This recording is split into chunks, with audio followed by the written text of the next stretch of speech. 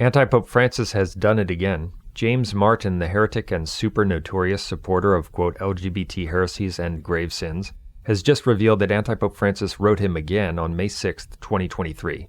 Francis sent Martin a new handwritten letter to thank him for, quote, all the good you are doing, end quote. What an abomination. Francis has endorsed James Martin on various occasions, as our material has covered. Francis's new letter to James Martin also mentions and thereby endorses the Outreach Conference, which openly defends same-sex activity that is condemned by the Catholic Church and the Bible. This is not just a scandal, it's another manifestation of heresy and a false religion.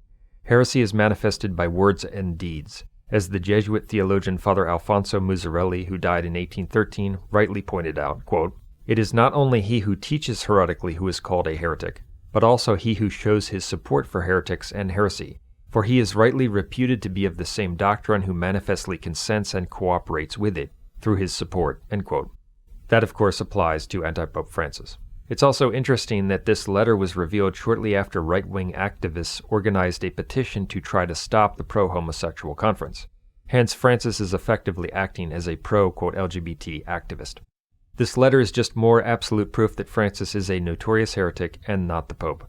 If you obstinately profess communion with him and his Vatican II sect, which is not the Catholic Church but the prophesied whore of Babylon, the end times counterchurch, you are not only professing communion with a counterfeit and false church, but one that is now pro-quote LGBT.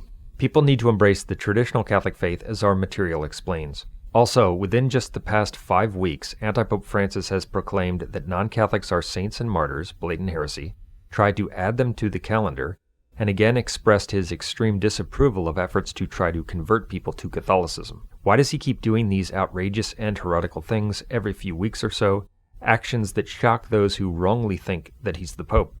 It's because, as we've pointed out, this is the fulfillment of the prophecy about shock and wonder people experience when they see the return of pagan Rome, that is, the return of the beast that was. See our video Apocalypse Now in the Vatican.